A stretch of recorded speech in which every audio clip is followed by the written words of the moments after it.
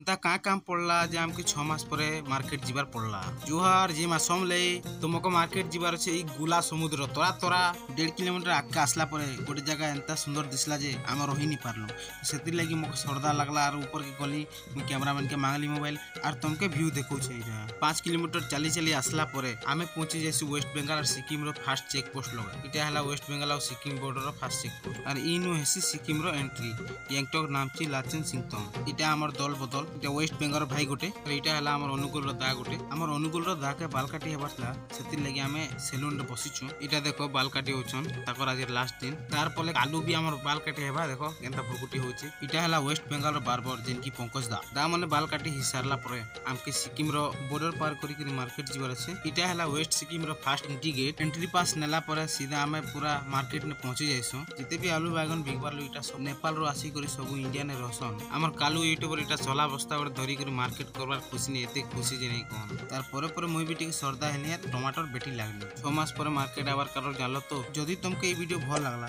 तो लाइक गोटी करी दियो और फॉलो गोटी भी करी दियो।